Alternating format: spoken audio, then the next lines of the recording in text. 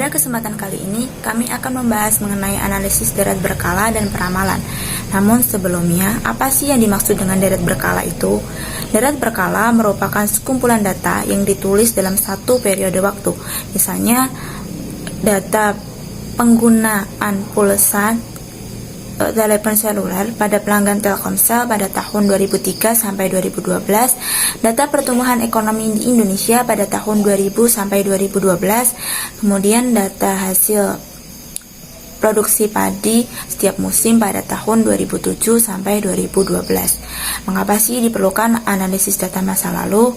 Hal ini diungkapkan oleh seorang ahli ekonom Nerloff bahwa setiap perilaku manusia itu dipengaruhi oleh kondisi atau waktu sebelumnya. Misalnya pada kasus pembelian saham suatu perusahaan. Mengapa seseorang tidak membeli saham dari perusahaan X? Alasannya karena perusahaan X sebelumnya memiliki harga saham yang terus mengalami penurunan. Melakukan analisis deret berkala, baik berupa tren, variasi musiman, maupun siklus, digunakan untuk mengetahui kondisi masa depan atau meramalkan kondisi masa depan.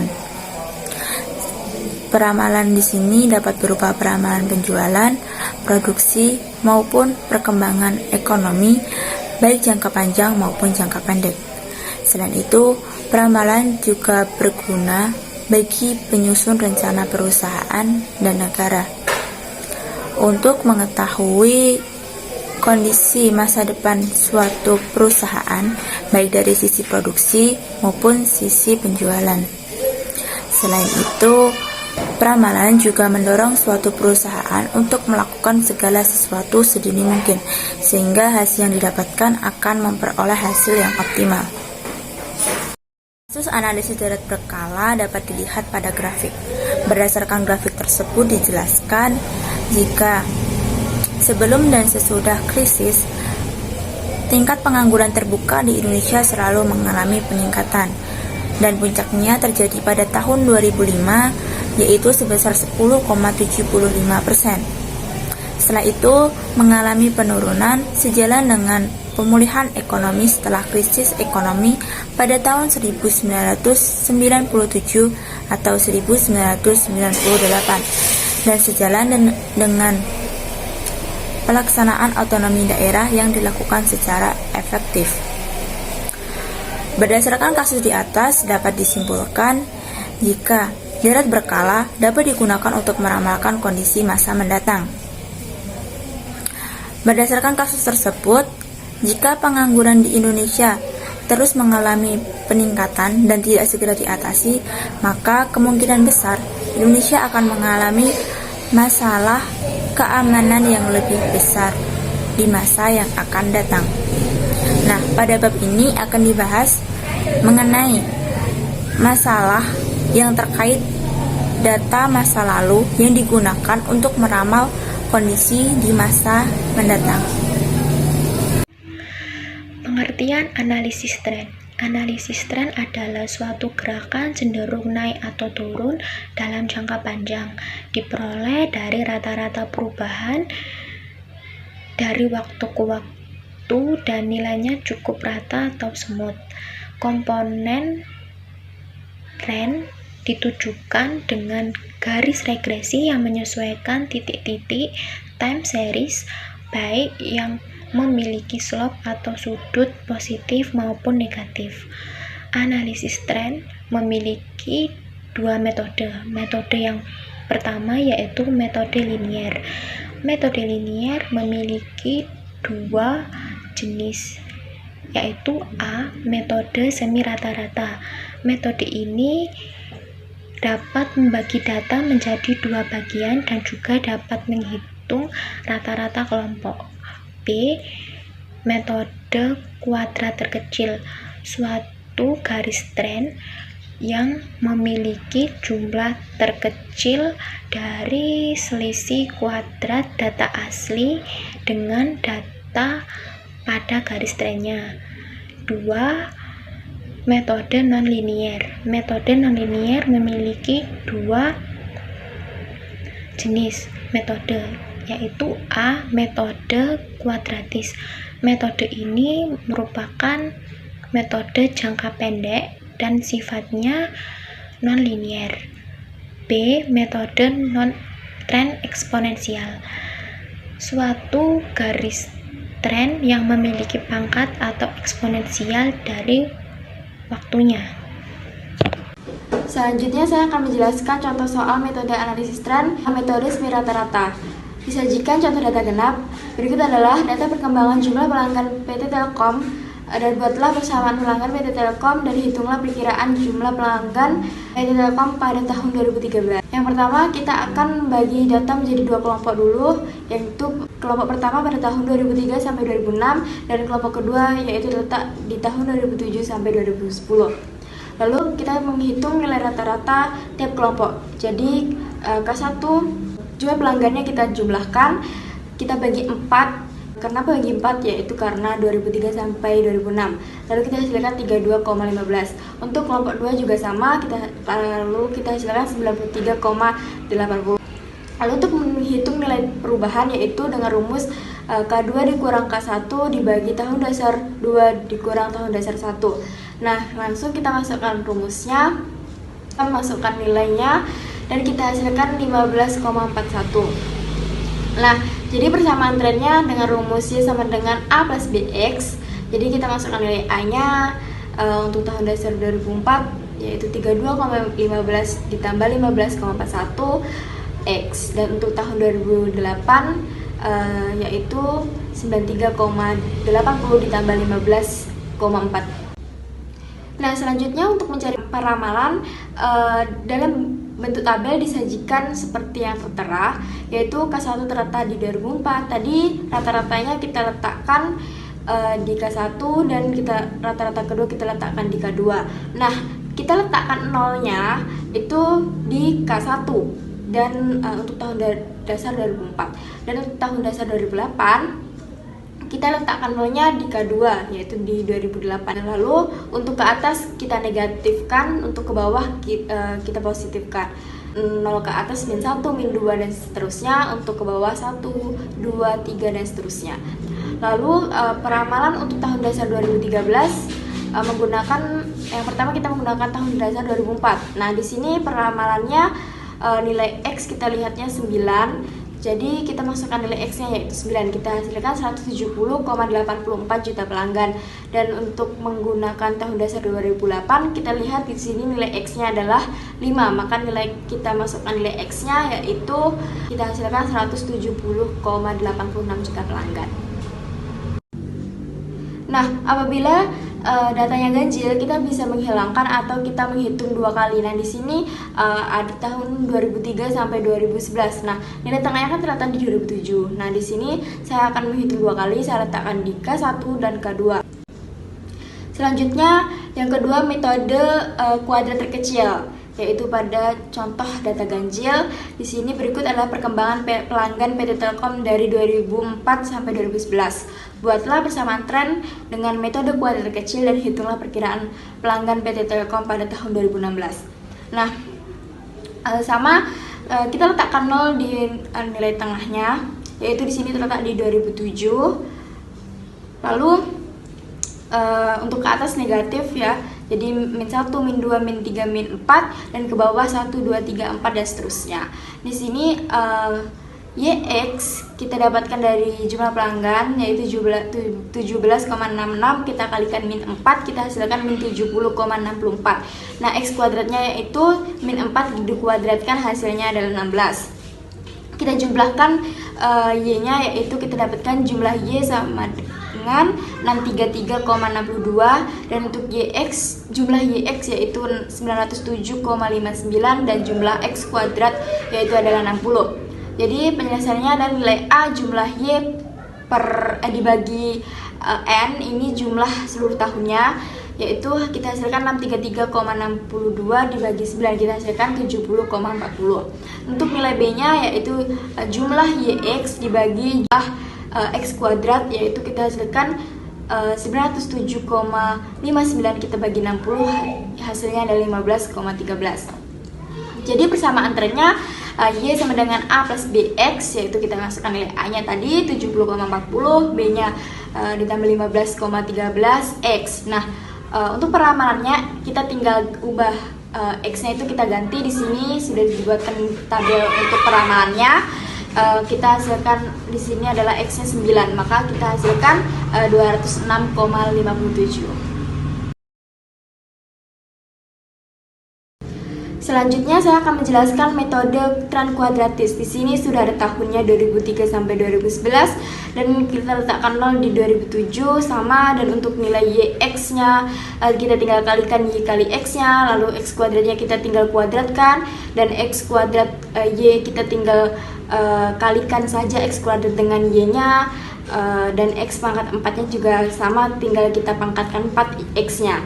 Nah, kita tinggal jumlahkan jumlah sigma Y-nya, kita hasilkan 633,62, dan untuk jumlah YX-nya kita hasilkan 90,59, dan untuk jumlah X kuadratnya yaitu 60, jumlah X kuadrat Y-nya yaitu 438,48, dan jumlah X pangkat 4-nya itu 708. Untuk selanjutnya kita cari koefisien A, B, dan C. Nah, bisa dilihat rumusnya sudah tertera untuk mencari nilai A, dan tinggal masukkan angka-angkanya, kita hasilkan koefisien A yaitu 67,06.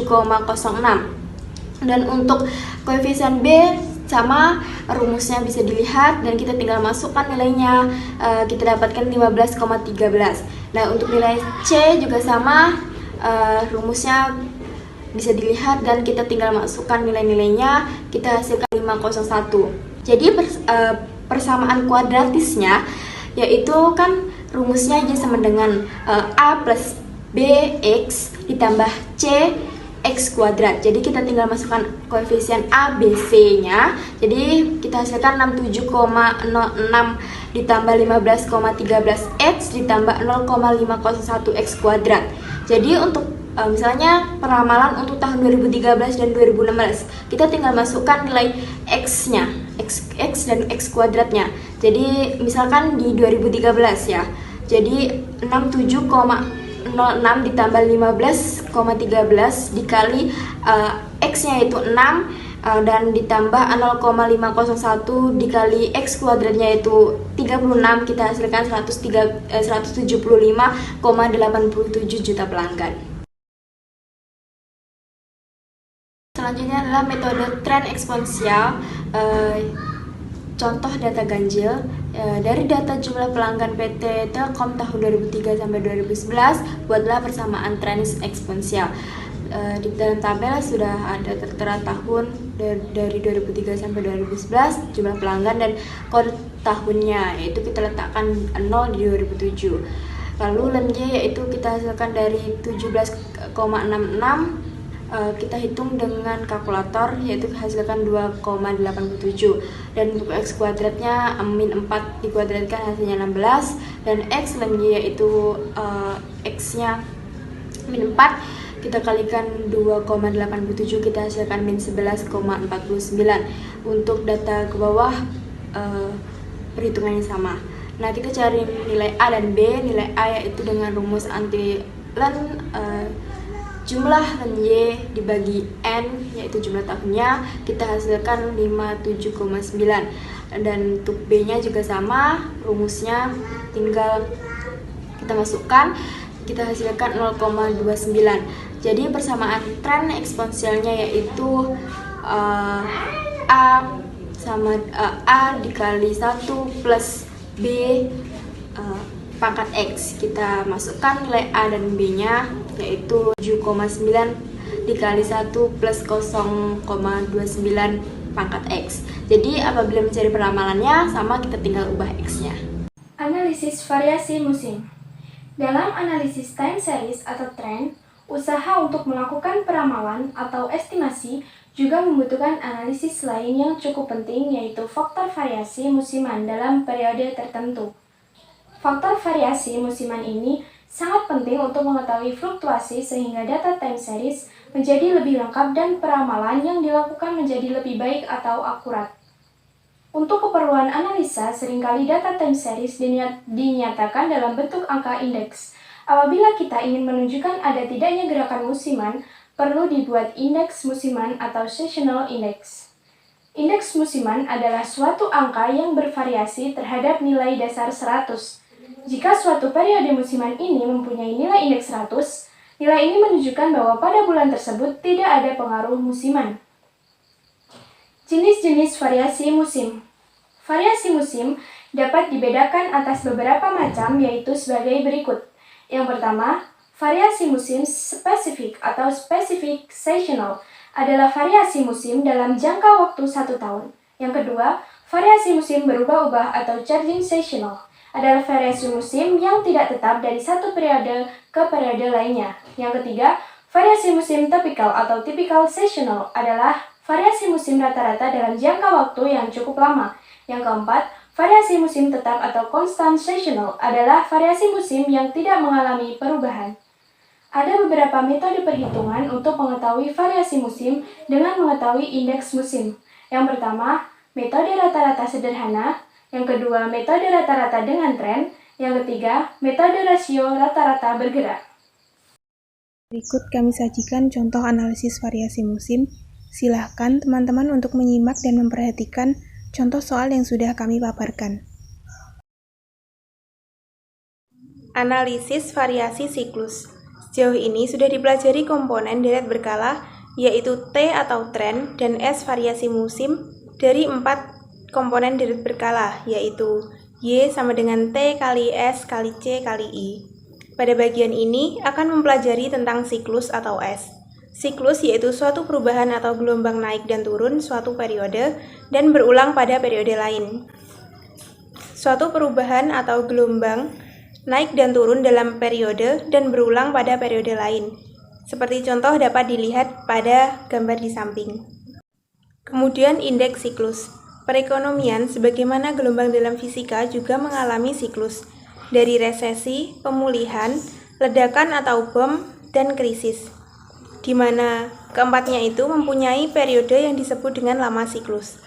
Siklus biasanya mempunyai periode tertentu untuk kembali ke titik asal. Siklus juga mempunyai frekuensi, yaitu siklus yang dapat diselesaikan dalam satu periode tertentu.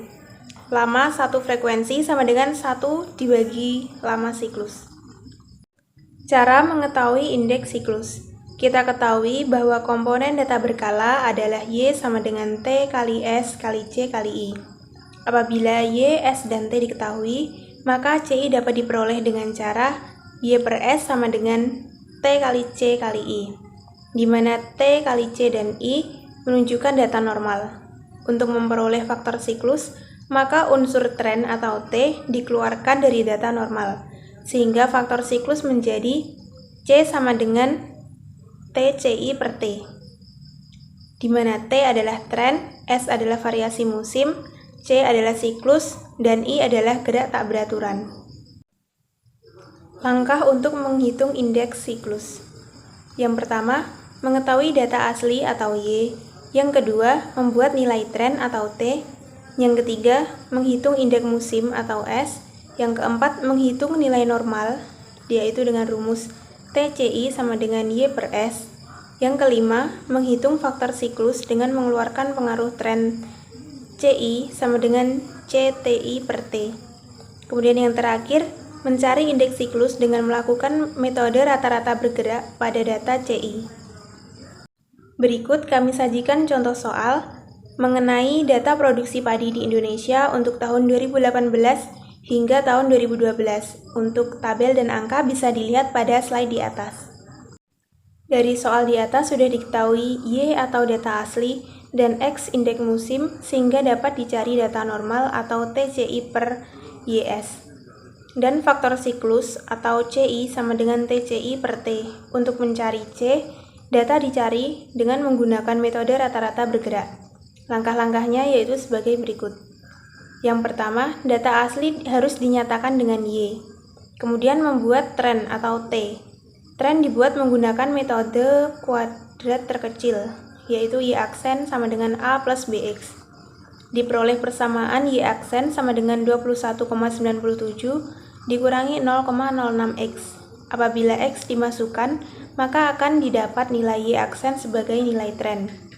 Kemudian membuat S variasi musim yang dinyatakan dengan indeks musim atau IM sama dengan data asli, data rata-rata bergerak kali X. Setelah mendapatkan Y, I, dan S, maka dapat dibuat data normal atau TCI sama dengan Y per S. Nilai TCI pada tabel di atas dinyatakan dalam presentasi, sehingga TCI sama dengan Y per S dikali 100. Data tersebut dikali 100 agar tidak menghasilkan bilangan desimal. Kemudian setelah mendapatkan data normal, maka dapat dicari faktor siklus atau CI dengan menghilangkan faktor tren. CI sama dengan TCI per T kali 100. Siklus dalam bentuk indeks dapat dicari dengan metode rata-rata bergerak. Indeks siklus 92 didapat dari 90 ditambah 92 ditambah 95 dibagi 30. Kemudian kolom ke-8 menunjukkan indeks yang menyatakan adanya pengaruh siklus dalam data produksi padi Indonesia. Dari perhitungan data kita di atas diperoleh hasil sebagai berikut. Analisis gerak tak beraturan. Gerak tak beraturan atau irregular movement merupakan suatu perubahan berupa kenaikan dan penurunan yang tidak beraturan, baik dari sisi waktu dan lama dari siklusnya. Banyak penyebab dari gerakan tak beraturannya adalah perang, krisis, dan bencana alam. Indeks gerak tak beraturan dirumuskan I sama dengan CI per C. Di bawah ini ada indeks gerak tak beraturan pada tahun 1998, produksi 44, dan pada triwulan 1 22, triwulan 2 14, dan triwulan 3 8. Ada tahun 1999, produksinya 48 pada triwulan pertama, 25, triwulan kedua 15, dan triwulan ketiga 8. Dan pada tahun 2000 dan 2001. Selanjutnya, dari penyelesaian soal tadi didapat nilai CI dan C, maka I sama dengan CI per C. Seperti tahun 1998, pada triwulan 3, CI 93, C 92 per, maka jawabannya 101, dan selanjutnya sampai tahun 2001.